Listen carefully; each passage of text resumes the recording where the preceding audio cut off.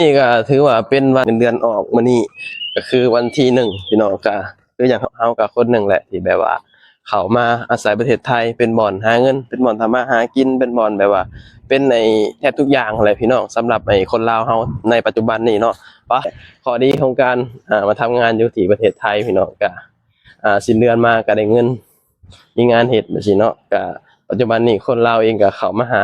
เวียกเฮ็ดงานทำค่อนข้างที่จะหลายอยู่ที่ประเทศไทยพี่น้อง ก็อย่าลืมเนาะเขาสิเว้าตลอดว่าอย่าลืมว่าเขามาอาศัยไอ้บ้านเมืองคนอื่นก็พยายามทำตัวให้ดีพี่น้องอยู่ให้เป็นเนาะเฮามาอาศัยบ้านเมืองคนอื่นก็พยายามจะสร้างความวุ่นวายอยู่ในกรอบอยู่ในระเบียบอยู่ในแบบว่ากฎเกณฑ์แบบกฎหมายของประเทศไทยไปสิถ้าบ่มีประเทศไทยนี่เฮาก็บ่ฮู้ว่าเฮาสิไปหาอยู่ไสสำหรับคนลาวเด้สำหรับคนลาวตามชนบทแบบนี้นะพี่น้องเพราะว่าคนตามชนบทนี่ ต้นทุนมันค่อนข้างที่จะน้อยเด้พี่น้องการที่เฮาแบบว่าจะไปแบบว่าประเทศใกล้ๆจังซี่เนาะเงินแบบมันต้องใช้ค่าใช้จ่ายหลายแบบซี้นะมันใช้เงินหลายแบบซี้สบายดีพ่อแม่พี่น้องสวัสดีพ่อแม่พี่น้องทางฝั่งไทยนำครับผมมื้อนี้ก็กำลังสิเดินทางไปทำงานพี่น้องเตรียมตัวไปทำงานเนาะชีวิตในเมืองใหญ่ประเทศไทยเนาะมื้อนี้ก็ถือว่าเป็นอีกมื้อหนึ่งที่แบบว่าเป็นวันที่แบบว่ารอคอยสำหรับคนที่มาใส่แรงงานคือเฮาพี่น้องเฮาก็คนหนึ่งแหละเนาะ อ่เราคอยวันนี้วันเดียวพี่น้องคือวันสิ้นเดือนเนาะก็ทำงานแต่ละที่พี่น้องมันก็บ่คือกันเนาะบางบ่อนอาจจะเงินเดือนอาจจะออกไวบางบ่อนอาจจะออกแบบวันที่1บางบ่อนอาจจะออกแบบว่าวันที่30จังซี่นะก็แล้วแต่พี่น้องแล้วแต่บางบ่อนบางที่เนาะมันก็บ่คือกันเนาะไทยพี่น้องนี่แหละข้อดีของการทำงานอยู่ที่ประเทศไทยพี่น้องสิ้นเดือนมาเฮาก็ได้เงินเนาะส่งให้ให้พ่อแม่ไปซี้นะมีอยู่มีกินอยู่บ้านเฮาเนาะวันนี้เฮาก็สิเดินทางไปทำงานพี่น้องปะ เดินทางไปทำงานกัน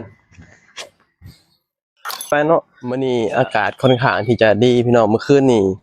ตีสามฝนตกเนาะฝนตกอย่างแรงเลยเมื่อคืนเนาะเฮ็ดให้ยามมื้อเช้ามาก็แบบบรรยากาศก็ประมาณนี้เลยพี่น้องแบบว่าซุ่มซ่ำเย็นเนาะมื้อนี้เฮาก็สิเดินทางไปทำงานคือเก่าพี่น้องชีวิตในเมืองใหญ่เนาะเฮาก็คนหนึ่งแหละที่แบบว่าเขามาอาศัยประเทศไทยเป็นบ่อนหาเงินเป็นบ่อนทำมาหากินเป็นบ่อนแบบว่าเป็นในแทบทุกอย่างแหละพี่น้องสำหรับไอ้คนลาวเฮาในปัจจุบันนี้เนาะว้า เบิ่งพี่น้องเมื่อคืนนี่ฝนตกค่อนข้างที่จะแรงเบิ่งน้ำคลองจนแบบว่าน้ำคลองขึ้นหลายอีหลีเนาะปกติแล้วเฮาย่างผ่านคลองแต่ละมื้อนี่สิแนมเห็นพื้นเนาะแต่มื้อนี้แบบรู้สึกว่ามันขึ้นแบบจนครึ่งคลองอะพี่น้องเมื่อคืนนี่ตกแรงเลยเนาะช่วงประมาณไอ้ตีสามพี่น้องที่ฝนตกเมื่อคืนนี้เนาะมื้อนี้เฮาก็เดินทางไปทำงานคือเก่ามื้อนี้ก็เป็นมื้อสิ้นเดือนแล้วพี่น้องก็เฮาเชื่อว่าหลายๆคนก็ดีใจเนาะมื้อนี้เพราะว่าเป็นมื้อที่แบบว่าเงินเดือนออกพี่น้อง เงินเดือนออกเนาะก็แบบว่าทุกคนก็รอแค่แบบว่าวันนี้วันเดียวนะสำหรับคนที่มาขายแรงอยู่ที่ประเทศไทยพี่น้องนั่นแหละข้อดีของการมาทำงานอยู่ที่ประเทศไทยพี่น้องก็สิ้นเดือนมาก็ได้เงินมีงานเฮ็ดจังซี่เนาะก็ปัจจุบันนี้คนลาวเองก็เข้ามาหาเวียกเฮ็ดงานทำค่อนข้างที่จะหลายอยู่ที่ประเทศไทยพี่น้องก็อย่าลืมเนาะเขาสิเว้าตลอดว่าอย่าลืมว่าเฮาเข้ามาอาศัยไอ้บ้านเมืองคนอื่นก็ พยายามทำตัวให้ดีพี่น้องอยู่ให้เป็นเนาะเฮามาอาศัยบ้านเมืองคนอื่นก็พยายามจะสร้างความวุ่นวายอยู่ในกรอบอยู่ในระเบียบอยู่ในแบบว่ากฎเกณฑ์แบบกฎหมายของประเทศไทยไปสินะพยายามแบบว่าอยู่ให้เพิ่นฮักอย่าอยู่ให้เพิ่นเกลียดพี่น้องเนาะถ้าบ่มีประเทศไทยนี่เฮาก็บ่ฮู้ว่าเฮาสิไปหาอยู่ไสสำหรับคนลาวเด้สำหรับคนลาวตามชนบทแบบสินะพี่น้องเพราะว่าคนตามชนบทนี่ ต้นทุนมันค่อนข้างที่จะน้อยเด้พี่น้องการที่เฮาแบบว่าจะไปแบบว่าประเทศใกล้ๆจังซี่เนาะเงินแบบมันต้องใช้ค่าใช้จ่ายหลายแบบซี้นะมันใช้เงินหลายแบบซี้ส่วนหลายคนตามชนบทก็สิบ่ค่อยมีเงินหลายขนาดนั้นพี่น้องก็มาประเทศไทยนี่แหละมาง่ายแบบซี้นะแบบว่าบ่ต้องแบบค่าใช้จ่ายมันบ่ต้องหลายนะถ้าไปประเทศใกล้ๆมันก็ค่าใช้จ่ายมันหลายมันก็เสียเงินหลายพี่น้องมันก็ บ่มีเงินไปประเทศอื่นขนาดนั้นพี่น้องเนาะการที่ไปประเทศอื่นน่ะอย่างเช่นตอนนี้ก็คือแบบคนลาวก็นิยมไปกับเกาหลีพี่น้องไปประเทศเกาหลีเนาะในปัจจุบันนี้มีอยู่เกาหลีกับประเทศไทยนี่แหละแต่ส่วนหลายก็สิมาประเทศไทยค่อนข้างที่จะหลายพี่น้องส่วนหลายก็สิบ่ค่อยไปแบบต่างประเทศใกล้ๆไปซี้นะเพราะว่ามันคืออย่างเขาว่ามันเสียค่าใช้จ่ายค่อนข้างที่จะหลายพี่น้องเนาะเพราะว่า คนทุกตามบ้านนอกตามชนบทนี่มันก็บ่ได้มีเงินกันทุกคนพี่น้องถ้าผู้ใดมีเงินก็ได้ไปเนาะถ้าผู้ใดแบบว่าเงินบ่มีเงินก็บ่ได้ไปแต่ว่าการที่จะได้ไปมันก็ขึ้นอยู่กับแบบว่าอ่าดวงเฮาพร้อมพี่น้องเพราะว่าเวลาเฮาไปเรียนภาษาแบบซี้เนาะกว่าเขาจะเรียกโตเฮาแบบซี้มันก็บ่ได้แม่นว่าง่ายๆเด้พี่น้องเพ ราะว่าบางคนก็บ่ได้ไปไปสินะเพราะว่าบางคนก็เรียนจบสอบผ่านไปตรวจสุขภาพบ่ผ่านก็บ่ได้ไปอีกพี่น้องมันก็มีข้อเสี่ยงค่อนข้างที่จะหลายเนาะไปประเทศอื่นๆไปสินะและค่าเรียนค่านั่นค่านี่มันก็ค่อนข้างที่จะหลายพี่น้องสู่มาไทยดีกว่าเนาะมาไทยง่ายกว่าและก็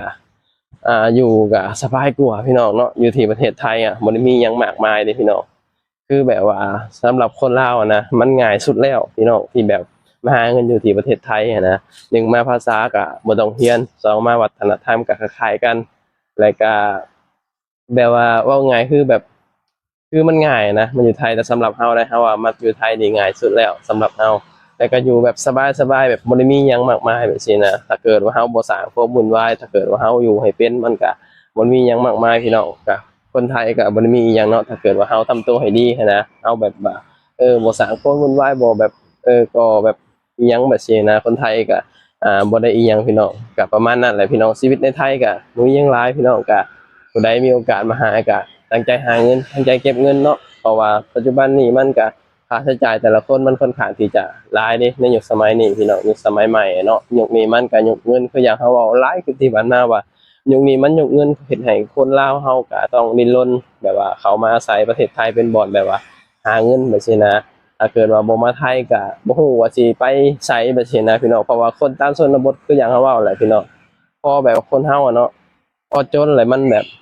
เส้นทางเลือกมันค่อนข้างที่จะน้อยกว่าคนที่แบบว่าฐานะดีหรือว่าคนรวยแบบซี้นะพี่น้องถ้าเกิดว่าคนรวยเขาเจ้าแบบเส้นทางเลือกเขาเจ้าค่อนข้างที่จะหลายแบบซี้นะแต่สำหรับเฮาต้นทุนชีวิตเฮามันน้อย เส้นทางเลือกเฮามันก็น้อยคือกันพี่น้องเพราะฉะนั้นแหละก็เวลาเฮาเข้ามาหาเงินอยู่ที่ประเทศไทยเฮาก็ตั้งใจหาเงินตั้งใจเก็บเงินพี่น้องเนาะเฮาเชื่อว่าทุกคนก็มีความหวังแล้วก็มีความฝันเนาะทุกๆคนก็แบบว่าอยากให้ชีวิตเฮาดีขึ้นแล้วก็อยากให้ชีวิตครอบครัวเฮาดีขึ้นเนาะแล้วก็เฮาเชื่อว่าทุกคนเฮ็ดได้แล้วก็เฮาเชื่อว่าแบบว่าคนที่มาไทยร้อยทั้งร้อยชีวิตดีขึ้นแน่นอนพี่น้องแต่ว่ามันก็ขึ้นอยู่กับเฮาเด้ ถ้าเกิดว่าเฮามาแล้วเฮาแบบว่าบ่ตั้งใจเก็บเงินบ่ตั้งใจหาใส่เงินฟุ่มเฟือยอาจจะแบบว่ามีแหน่แบบเที่ยวหลายหลงไผแสงสีแหน่มันก็อาจจะบ่มีเงินเก็บได้พี่น้องเนาะมันก็แล้วแต่คนก็พยายามแบบว่าเก็บเงินพี่น้องพยายามแบบว่าตั้งใจเก็บเงินเก็บหยังเนาะช่วงวัยรุ่นก็สิแบบว่ามีข้อดีกับข้อเสียพี่น้องช่วงเป็นวัยรุ่นเนาะถ้าเกิดว่าผู้ใดแบบว่าคิดได้ไวมันก็ เป็นข้อดีพี่น้องเช่นแบบว่าคิดได้ไวก็คือแบบตั้งใจเก็บเงินแบบซี้นะถ้าผู้ใดแบบว่าช่วงวัยรุ่นเฮามาหาเงินแบบซี้เฮาแบบว่าหาเงินได้เฮาก็ใช้ไปเรื่อยๆแบบซี้มันก็อาจจะแบบบ่มีเงินเก็บแบบซี้นะแต่ว่าสำหรับเฮาว่าวัยรุ่นสำหรับวัยรุ่นเนาะตั้งใจเก็บเงินอาจจะดีเด้พี่น้องวันหนึ่งเฮาอายุหลายขึ้นแบบซี้เนาะวันหนึ่งเฮาอายุหลายขึ้นเฮาก็แบบว่าบ่ต้องแบบว่าลำบากแบบซี้เพราะว่าวันเวลามันบ่รอเฮาเด้พี่น้องครับผู้ใดมีโอกาสผู้ใดแบบว่ามีแบบว่าก็มีโอกาสหาก็แบบเผาเก็บเผาซื้อนั่นซื้อนี่ไว้พี่น้องซื้อทองซื้อดินซื้อหยังไว้ไปสินะช่วงวัยรุ่นไปสินะว่าประหยัดใส่จ่ายเนาะที่สำคัญเลยก็คือพยายามประหยัดแล้วก็มีระเบียบวินัยแบบว่ากับเจ้าของพี่น้องเพราะว่าเฮามาหาเงินเนาะถ้าเกิดว่าเฮาบ่รู้จักประหยัดเฮาบ่รู้จักเก็บมันก็บ่มีเงินเก็บเด้พี่น้องประมาณนั้นแหละเนาะคลิปนี้ก็บ่ยังหลายเนาะตอนนี้เฮาก็สิเดินทางไปทำงานแล้วพี่น้องก็ประมาณนั้นชีวิตในเมืองใหญ่เนาะ ก็ออนไลน์เนาะที่แบบเสียสละเวลาเขามาเบิ่งมาชมพาพี่น้องเขามาให้กำลังใจแล้วก็กดติดตามให้นำเด้อเอาไว้พอกันคลิปหน้าพี่น้องสบายดีสวัสดีครับผม